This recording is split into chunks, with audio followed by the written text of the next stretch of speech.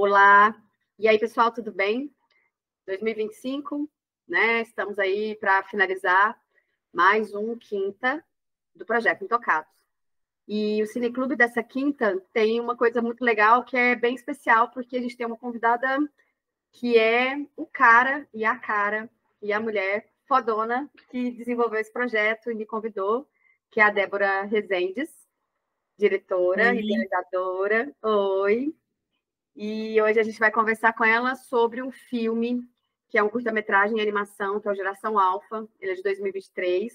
É um filme que ela roteirizou, dirigiu com o Yuri, foi pela Caolha, teve uma circulação legal, tem uma dinâmica muito legal e, assim, o enredo e toda a temática que envolve o filme é muito interessante, porque a gente fala exatamente disso, né, da geração alfa, dos hiperconectados e da necessidade de ter mais relações humanas e vida real e menos conexão e conectividade. Então, a gente vai falar com Débora Rezendes. Oiê, tá boa? Oi, gente. Oi, Aline. Obrigada. Vamos nessa. Então, me conte.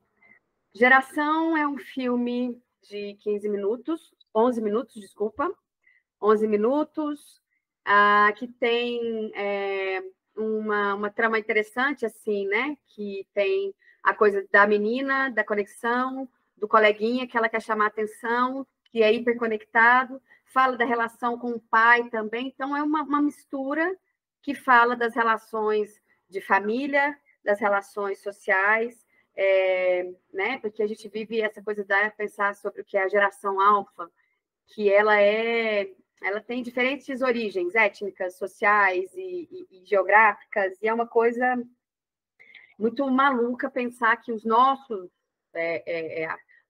filhos, né? Eles são essa geração alfa, você tem o Otto, que é isso, e essa geração de agora, ela nasce hiperconectada, não tem como mais. E você faz um filme que busca fazer com que as pessoas tenham interações reais, humanas, né? E lida com criança, porque isso é uma forma de despertar para as famílias e para as crianças a necessidade de se desconectar, se conectar também, mas fala do equilíbrio, né? E da amizade. Como que isso surge para você? Como que você pensa? Como que você roteirizou? Por que você foi para a animação? Me conta um pouco. É muito doido, porque em 2020, que a gente tava assim, 2018 tinha acabado de ter a pior eleição do Brasil, né, possível, e a cultura sofreu demais, e eu estava super perdida do que a gente pode fazer para se reinventar dentro do que a gente escolheu fazer, né? E E eu queria escrever um livro, não, sabe, me deu aquela vontade de, nossa, o que eu vou fazer agora? Pandemia, 2020, né? Logo depois, a gente já estava com todos esses problemas, que não tinha projeto, não tinha nada. E aí o Yuri falou assim, olha, Débora, eu não posso te ajudar a escrever um livro, mas eu posso te ajudar a escrever um roteiro. E aí eu falei, é verdade, né? Trabalho com cinema, por que não? E aí eu comecei a pensar, né, que história que eu queria contar. E o Otto pequenininho, os meus sobrinhos, eu via muito a necessidade de falar para eles o quanto o livro é interessante, que eu queria tanto, né, que eles tivessem a mesma paixão que eu tenho pela literatura. E aí eu resolvi que eu ia contar uma história de uma menina que gostava muito de ler e tinha essa barreira do melhor amigo dela só querer saber do videogame. E então, assim, essa vontade de escrever sobre isso surgiu daí. E ter um filho que é dessa geração foi fácil, né, eu acessar essas dificuldades, né? Os meus sobrinhos, o meu filho, a gente considera a geração alfa meados de 2010, né? Geração normalmente tem uma questão geográfica ali, porque nem todo mundo que nasceu em 2010 tá com o touchscreen na mão desde que nasceu. Mas, de forma geral, panorama geral é isso, né? A criança que nasceu já com a tela disponível. E a tela que é tocável, né? Tipo, o touchscreen, você toca e você muda. É diferente da nossa geração que viu a internet se modificando, né? Eles nasceram inseridos de uma forma diferente. E a gente vai ver como que vai ser o futuro deles aos poucos, né? O filme ele é muito terno, ele é reflexivo, ele fala de uma maneira muito leve, e que a criança, né, ela tem total compreensão. Essa foi uma preocupação desse público infantil mesmo. Você falou, não, eu quero conversar com crianças de X idade. Sim, eu queria conversar com criança. A gente optou por não ter falas por causa disso também, para conseguir atingir o máximo de crianças e países diferentes e que fosse muito simbólico, se fosse simples deles entenderem o que eu estava querendo passar. Então, a gente tirou os diálogos, na primeira versão do roteiro tinha diálogos, a gente resolveu tirar, e, e tentar fazer ele mais infantil possível, para pegar tipo, essa idade de 5 a 9 anos, ficar realmente no público mais da primeira infância mesmo, assim. E a gente fez, depois de produzido, a gente fez umas contrapartidas sociais em escolas. E a gente viu o público interagindo com ele de fato. Então, a gente conseguiu exibir para crianças novinhas, de 5 anos, até crianças de 12, 14 anos, e funcionou muito bem para essa faixa etária, até um pouquinho mais velha também. Eles conseguiram, nos debates, atingir uma camada de compreensão e de diálogo muito legal. Então, o objetivo, que era a primeira infância, acabou também pegando um pouco dessas crianças que estão entrando na pré-adolescência, assim, e foi uma surpresa muito positiva para mim. O filme ele tem uma outra coisa, porque além de ter atingido, obviamente, né, esse público infantil, esse público infanto-juvenil, ele tem uma capacidade de dialogar com o que eu acredito que é os desafios, né, tanto da paternidade quanto da maternidade, de tentar manter o equilíbrio entre a conectividade, a tecnologia, o que você falou, touchscreen, está tudo muito, tá tudo muito assustador, né? Eu falo porque, assim, crianças de 6 meses ficam sossegadas em carrinhos, daqueles trocinhos de bebê lá, com o celular amarrado, e assim... Então, eu consigo perceber, como mãe, com uma filha de 16 anos, e a Ninoca só teve, né, um celular aos 11 anos, 11 para 12 anos, foi quando ela teve contato com o celular. Não tinha, eu não conseguia lidar com isso.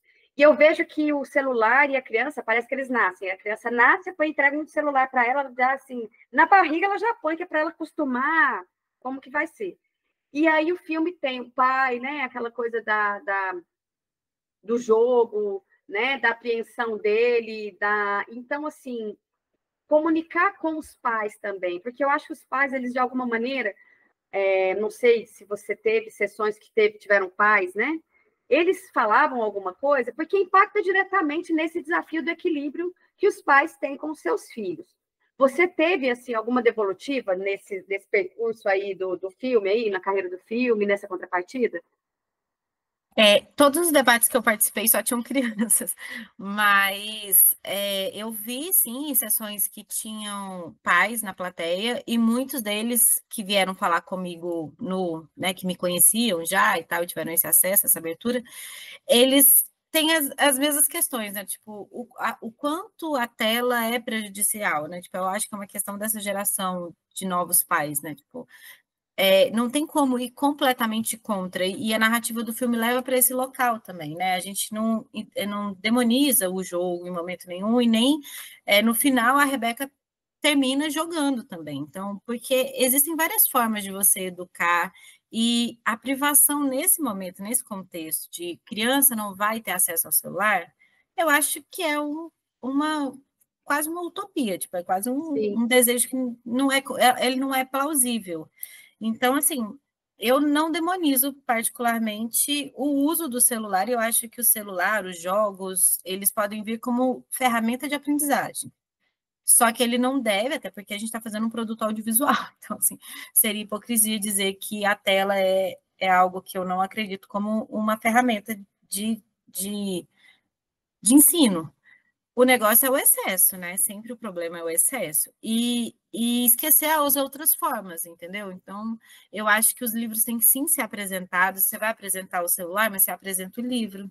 você apresenta o YouTube, mas você apresenta produtos audiovisuais que tiveram uma narrativa pensada, que tem o objetivo de ensinar e também trazer um tempo, porque uma preocupação que eu tenho com o Otto, que eu vejo com esses vídeos rápidos, né, que é essa geração TikTok, que passa 3 minutos e já não quer mais assistir, mas já quer um outro estímulo. Então, assim, eu acho que a preocupação vai para além, né? Você conseguir fazer com uma criança sentar e assistir um produto audiovisual de 2 horas, de 11 minutos, depois de 20 minutos, sabe? Esse é um lance que é uma discussão. Existem formas de usar essa ferramenta, mas ela não pode ser inserida tão cedo e também não pode ser sem supervisão, né? E muito menos esquecer as outras ferramentas. Negligenciar o mundo, né, humano, o contexto da realidade, o mundo real, né? Essa conexão com o mundo real é muito importante. E o filme ele fala disso. E é o que você fala mesmo, assim, né? Não tem como. O negócio é a dose, né? O veneno, né? O antídoto e o veneno. Então, inclusive, se a gente for pensar, né, os maiores jogos, eles partem de quadrinhos ou de filmes. Então, assim, dá o celular, dá o jogo e dá a história do jogo. É uma forma de tentar levar a pessoa que está jogando a conhecer a gênese daquilo que está ali, enquanto tela e tal. Porque, assim, se torna tudo muito violento quando é muito agressivo e muito violento quando é somente isso. É o que você falou, é o TikTok. Eu nem sei mais quantos nomes tem. É o TikTok, é não sei o quê. Toda hora é uma rede social diferente, é uma coisa. E antes a gente tinha 20 minutos, era o limite para as pessoas, né, estarem conectadas, e aí depois de 20 minutos elas perdiam. Hoje as pesquisas elas falam isso, né? 8 minutos, agora é 3 minutos, 1 minuto. Então, assim, a pessoa ela vai mudando e é uma capacidade de se conectar com coisas diferentes, 10 telas ao mesmo tempo, é meio chocante. E aí, quando eu vejo que é uma criança que se interessa em ter o outro coleguinha, né, o amiguinho, que é uma outra criança, a viver um mundo de ficção, né, de ter uma conexão com o mundo real e ficcionalizar aquilo no seu imaginário, com a brincadeira, com o lúdico, eu vejo que se perde muito. Porque hoje até jogos, né, as pessoas jogam, os coleguinhas jogam hiperconectados. Então, qual é a razão de ser dessa conectividade? Por que eu falo isso? Assim, você partiu de você com essa coisa da paixão da literatura, houve uma preocupação, e como você levou isso, de fato, para a animação? Por que não fazer isso de uma outra técnica, que fosse uma live action ou uma outra coisa, mesmo assim? É muito, tipo assim, eu acho que para conversar com esse público que a gente queria, a animação é uma porta de entrada muito acessível, né? É muito fácil eles se comunicarem e se aproximarem da animação. Então, quando eu escrevi o roteiro, eu já imaginava ele sendo animado, então não passou pela minha cabeça que ele poderia ser um live action. Até poderia, mas eu já escrevi pensando nele como animação, porque eu acho que atinge melhor o público, eu acho que torna ele um filme mais lúdico, com possibilidade de deixar os sonhos da Rebeca mais ainda mais nessa esfera mesmo. E então a gente optou por isso, né? O Yuri também tinha o mesmo pensamento que eu nesse quesito, e aí a gente embarcou nessa forma, E mais como para foi atingir o público dirigir? mesmo. Foi a minha primeira experiência, né? E única. Eu acho que eu sou mais do roteiro, eu achei super divertido, acho que a direção dentro da animação é algo que eu quero testar novamente. Não sei se eu gostaria muito da dinâmica do set de filmagem, mas da direção da animação, que é uma coisa mais devagarinho e ao mesmo tempo você tem uma troca muito boa com os animadores, os ilustradores, todo mundo participa muito do processo, não é uma coisa sabe, de pirâmide, assim. E, então, eu gostei, eu achei uma experiência muito boa. Pretendo fazer de novo, mas acho que live action não animo, não. Um set é pesado, né? E dependendo do É, set, pode ser mais pesado ainda, né? Aí fica complicado, complicado. Mas a experiência te leva. Eu sei que dessa experiência você vem roteirizando e é uma coisa que você gosta de fazer, que são os roteiros, assim. Depois desse filme aí, outros surgiram. Como é que tá a Débora criativa, a Débora roteirista? eu passei a roteirizar profissionalmente, então tem alguns filmes que eu fui contratada como roteirista. O Malu Tatu foi um filme que, que chegou a despontar, a gente recebeu o prêmio do Frapa pelo roteiro, então eu e a Milena Ribeiro, que roteirizou ele comigo, foi uma conquista muito boa, foi o ano passado.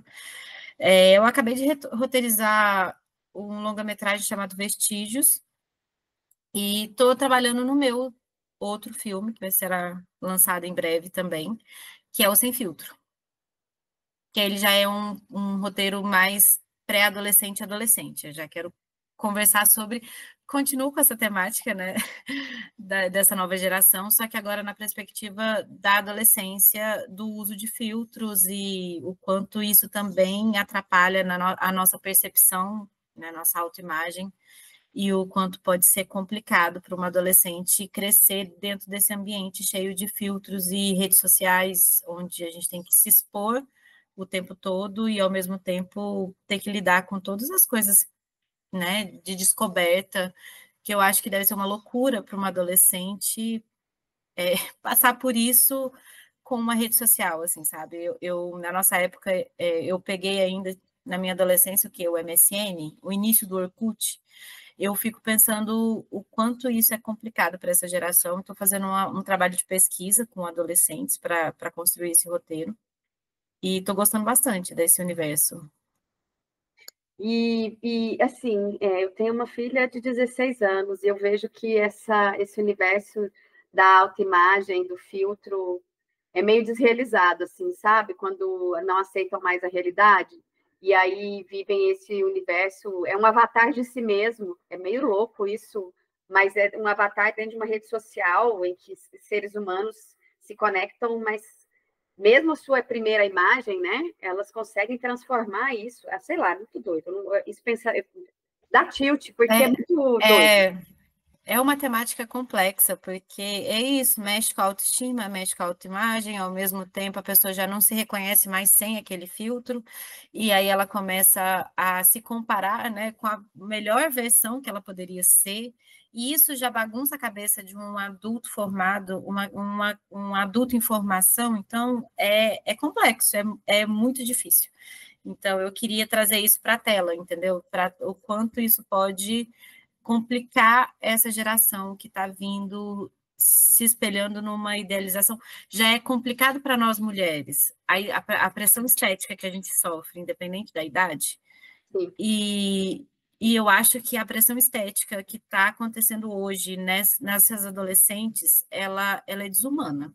É uma coisa que a gente vai colher frutos muito ruins se isso não for debatido de forma séria.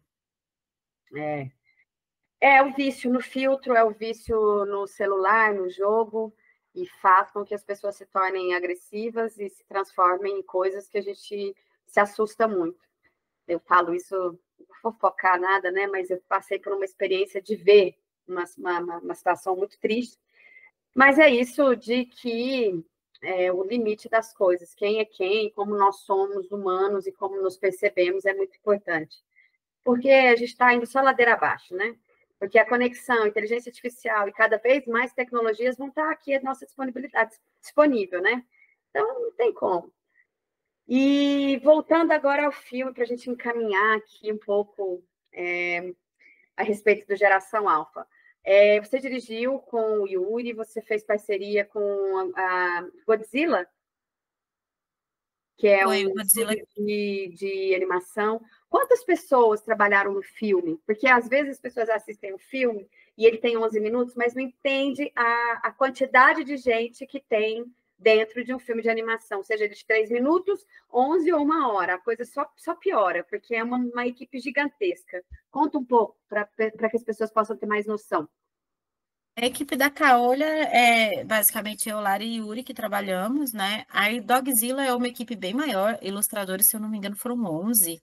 É uma equipe de mais de 30 pessoas dentro do Dogzilla. E depois ainda tem a equipe de acessibilidade, tem a equipe de marketing, tem a equipe é, de criação de identidade visual. Então, assim, é uma galera.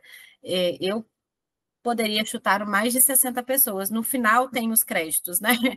Eu Uhum. acho que tem umas 60 pessoas envolvidas, fácil. Isso é legal, porque quando as pessoas falam, nossa, mas cinema, o valor de edital para cinema, isso é importante, porque quando a gente percebe que os editais precisam simplesmente valorizar, né, a quantidade de pessoas que se formam em uma equipe em volta de um projeto, é legal falar, porque 60 pessoas trabalhando para fazer um filme é muito emprego, é muita gente, é muita criação, é muita técnica, é muita gente junto para fazer um filme. É só para dar aquela dica, assim, sabe? Fica a dica para editais legais, assim, com recursos adequados, né? Porque é importante não explorar a mão de obra do coleguinha, né? Assim, tem que respeitar Sim. a classe do audiovisual, porque fala assim, é um mercado milionário, não sei o quê, mas assim, o local é muito importante para que se torne universal, as coisas precisam se tornar universais. E a gente teve uma sorte de conseguir essa verba. A gente aprovou esse projeto em 2020, no meio de uma escassez de edital bizarra, né? E de um desgoverno aí que acabou com a cultura. A gente teve esse privilégio de ser aprovado por um edital federal, porque foi uma abertura pública da Petrobras. E a gente não vê essa realidade dentro do nosso estado, né, das leis de incentivo estaduais. É, a Petrobras ela tem um edital que valorizou o projeto e a verba era uma verba ok.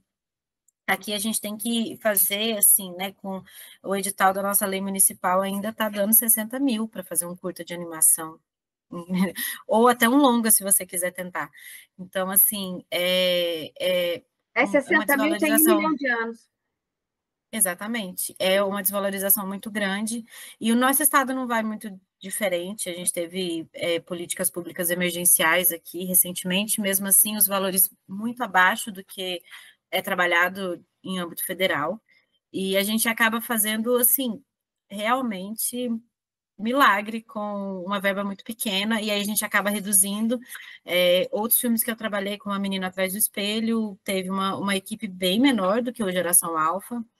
E porque é exatamente isso, a gente não conseguia uma equipe maior, consequentemente, muito da qualidade do filme é prejudicada, e a gente consegue ainda fazer uns milagres, porque O Menino Atrás do Espelho é um filme lindo, mas se ele tivesse uma verba maior, ele teria ficado ainda mais bonito.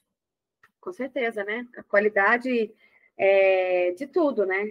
De equipe técnica, dos insumos, de tudo, da própria natureza da criação, porque você começa a limitar a sua criação quando você não tem recurso suficiente para dar vazão a isso, do ponto de vista de uma produção, de uma execução adequada e minimamente respeitosa pela cadeia, pelo processo de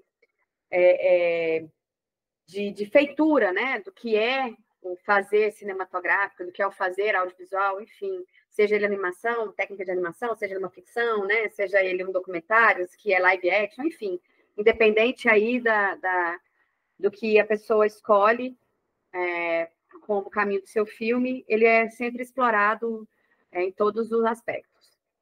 A carreira do filme, para eu finalizar com você, a carreira do filme, assim, você tem noção, assim, mais ou menos, de como foi importante o marketing para a carreira do filme? Quantos festivais, os prêmios? Você pode falar um pouquinho disso para a gente? Eu perdi um pouquinho agora os últimos números da distribuição, mas a gente teve Ele rodou bem, se eu não me engano, já tem 19 festivais. Faz tempo que a gente não dá uma olhada. Ele ganhou alguns prêmios de melhor filme, melhor animação. E ele ainda continua correndo aí, sabe? Ele foi muito bem aceito em países asiáticos, eu achei isso bem interessante.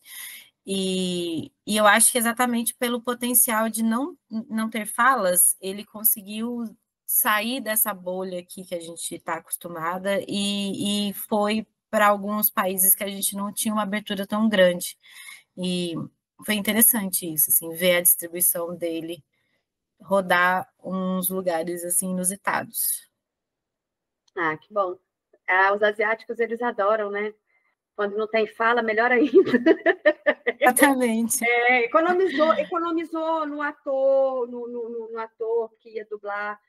Ó, tá vendo? É assim, você tem que optar para fazer filmes aqui em Goiânia. Ainda bem que vocês tiveram um recurso ok, como você disse, né? Mas você teve, não, e também... antes disso, você teve vontade de fazer um filme que tinha um propósito de não ter o diálogo. Isso é fundamental, porque você pensou o filme todo. Interfere um pouco ser uma produtora executiva fazendo roteiro, né? Eu já escrevo o roteiro assim, esse aqui corta. Não, isso aqui não. Onde é que você vai? Não. Eu já escrevo com essa cabeça de produção, assim, não tem como. Quando eu escrevo com outro roteirista, eu vejo a diferença, porque às vezes a pessoa está lá escrevendo assim, não, agora vamos para o espaço. Eu falei, não vai, não. Esse eu achei engraçado que estava escrevendo o Vestígios, ele é um thriller, né? Tipo, tem investigação policial e tudo mais. E aí eu assim, Cássio, mas precisa? Ele vai ser baleado mesmo? Não tem como a gente fazer uma animação? Você já começa a pensar nas dificuldades da produção, porque assim, mas para que tanta locação? A gente não consegue reduzir? É isso aí, a realidade da produção executiva quando faz roteiro é limitar a própria criação, não pode. Mas que bom. A minha e a dos outros. Né? Fica, né? Vai lá e vai tesourando. Produção executiva é ótima, eu gosto muito. Eu passei já por muitos perrengues. Mas olha, assim, para a gente finalizar, porque foi muito legal, e queria agradecer também, assim, não só pela sua participação como diretora, saber um pouquinho mais da Débora Rezende como roteirista, como uma pessoa que pensou e que criou, mas que é uma pessoa também que produz o projeto Intocados, que é um projeto muito legal, né, com diferentes linguagens, tem um site bonito, tem diferentes tipos de pessoas que conectam e trabalham ali na música, no teatro, né, e a poesia. Então, sempre tem coisas e um site que as pessoas podem, né, cada vez mais ir futricando, porque eu gosto dessa ideia.